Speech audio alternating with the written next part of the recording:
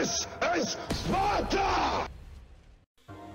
Hello everybody and welcome back to World of Tanks. My name is Spartan Elite 43 and tonight we have a doozy of a replay sent in from Tyler in the Object 705 Tier 9 Heavy Tank. Now, I'm pretty sure he's got this thing fully upgraded with the 130mm gun.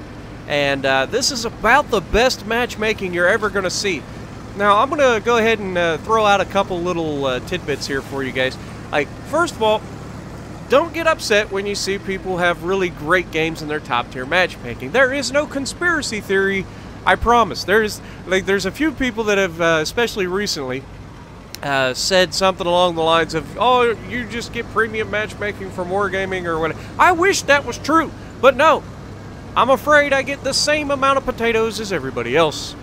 And so does everybody else. There is no special matchmaking for anybody just because they post videos. Let's just keep that on your own if you don't mind. All it is the power of videos, guys. I'm not gonna post videos where I do you know, it's just a thing. And if most of the time, if you're with a whole bunch of potatoes, no matter how well you play, you're probably gonna do meh at best.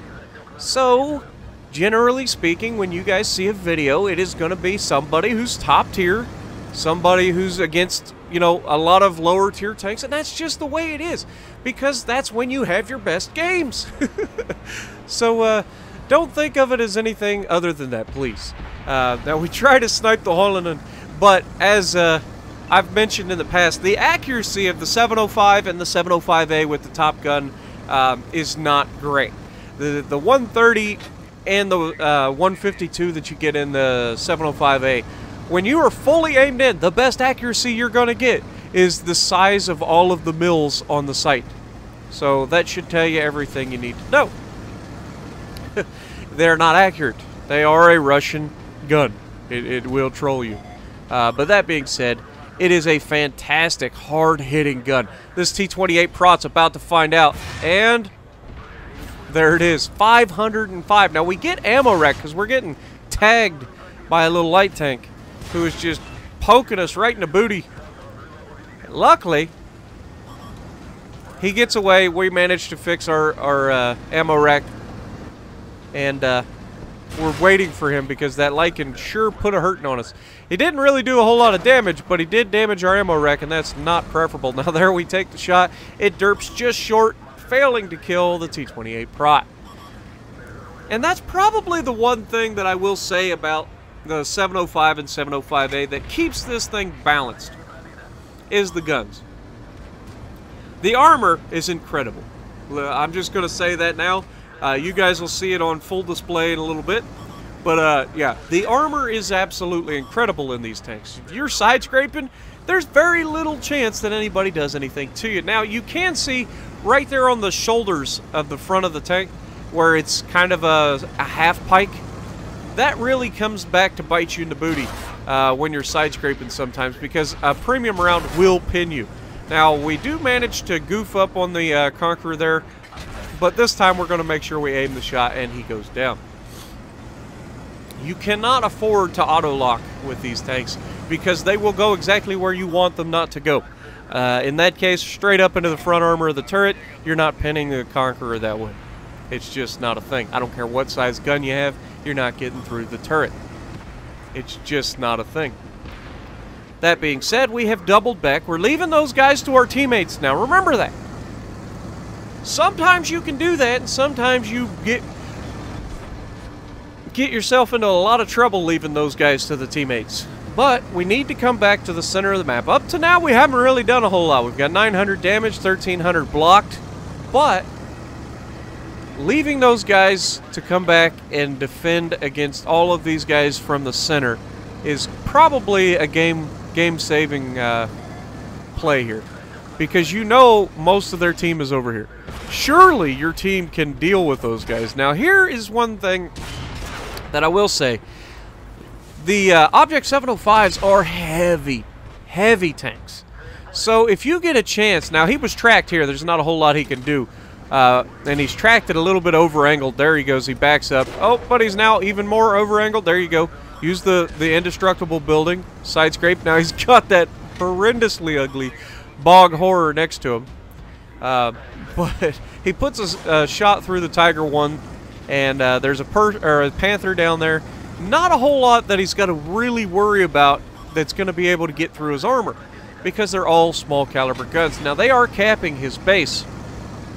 He has no choice but to drive with his backside to the enemy, because he has to get to the base.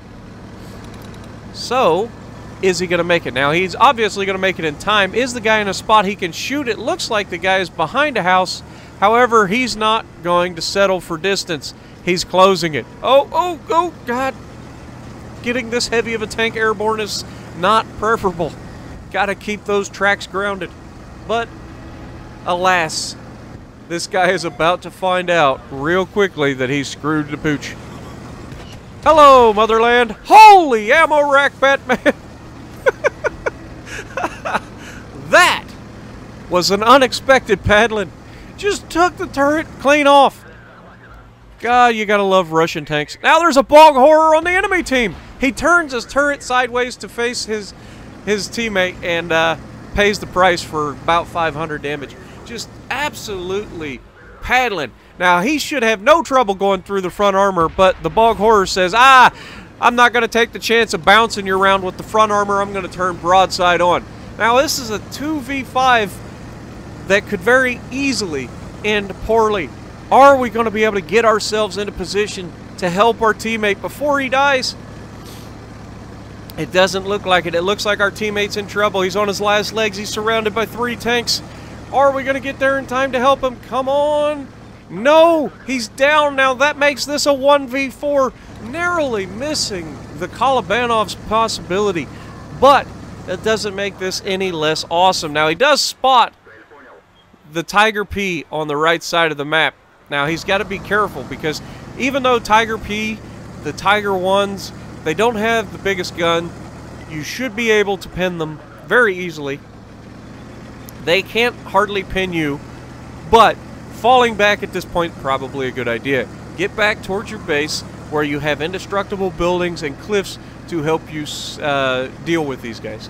Because even as small as a gun as those guys got, they have rapid fire capability, and they have the ability to overwhelm you with the fact that there's 4 versus 1. So you cannot afford to get yourself surrounded. So falling back, taking a flank is definitely what you want to do in this situation. Taking their numbers out of the equation. So he's going to go back and he's going to try to take the high ground, because you do not want to be low either, because then they can shoot through the top of your tank. Kind of like I did in the M48 patent video last week when we saw the Object 705 using the Dead Conqueror as cover. We were able to pin the top of his tank with heat. Same situation. It's very well angled, but if you're above them, you can shoot straight through the top, depending on what angle you're at. And if you're at a good enough angle, you actually don't even need premium. You can shoot straight through the engine deck, which is right there at the front. Well, it could be at the back, but you know what I'm saying. The flat top of the hull, right in front of the turret. But anyway, we have managed to get to the top of the hill. That's huge. That means they're going to have to come at us pretty much 1, maybe 2 at a time, because we know at least one of them is on the other side of the map. One of them was down low, which means there could only be 1 or 2 guys up here. So are we going to get lucky, or are they all going to group up? Now let's be real. They're not in a platoon, and they are all in heavy tanks, which means the likelihood that they work together is slim and none. Let's just throw that out there right now, because that is what heavy tankers are known for, is that they're just, you know, they're heavy tankers. I say that. I've been playing a lot of heavy tanks lately too, but I do the same thing, even though I tend to help people more. But we have an IS here, big gun, 122. Are we going to be able to get down here and put a hurting on him? Now we should be able to just drive straight to him, hit him once, and maybe even ram him to death. I love ramming people in my Object 705A. because you outweigh them by so much that even small contact can... Oh, and we do actually have cooperation between teammates. Holy moly. Tiger P, IS, and an Oni right next to each other. Who'd have thunk it? Proving me wrong. They cannot allow me to say these things about heavy tanks. They have to group up. But they're all in front of him. And that's preferable. Because this gun is going to have absolutely no trouble going through any of that flat armor that they have. Now the IS, on the other hand, has a little bit better armor, but he manages to turn the armor towards him just in time to deflect around, and the Japanese... Oh, he bounces off the Japanese heavy. Just the unfortunate roll there, going a little high, and the turret was angled off to the left just a little bit. And with that thick armor of Japanese heavy tanks, now he's squared up, which is death. Oh, and he low rolls. That would have took a really high roll to kill him there. But, you know, he only hit him for 400 and something, so a little bit of a low roll. Now he's being flanked by the IS, but he's got to get one of the guns off the board. The IS takes a huge hit, 525 damage, manages to track us. We are in trouble. We need to get one of these guns off the board. The IS is the most dangerous because he's got his side, and yes, he takes him down first. We turn our gun back towards the other two. The Oni needs to go next, guys, because he's the next biggest gun. The Tiger P is really no threat to us, but we are flanked as well. And we take down the Oni. We are driving... Oh, he tracks us. That's not preferable. We're going to have to turn our turret to try to get the guy off our butt. It's a Tiger 1. One good shot can kill it. He runs away, and we take him down. We've got no health left. We've got our armor facing this guy, and sure enough, this should be game because he is not getting through our armor. No matter what he tries to do, he hurts our gun, but it doesn't matter because we are not going to miss. Even with a Russian heavy tank, if our gun is in your belly, it's hard to miss. And as flat as it is, it should be no problem taking him down. So thank you, Tyler, for sending this game in. It's absolutely fantastic replay in the Object 705. This has got to be an ace tanker. It's going to be ridiculous. What do we end up with, guys? We got 77,000 silver, 10,000 XP, 8,000 damage, 6 kills, Mastery Ace Tanker, all the good stuff. You gotta love it. So if you like what we're doing, punch the like button, leave a comment below, subscribe to the channel if you haven't already, and as always, we will see you in the next video.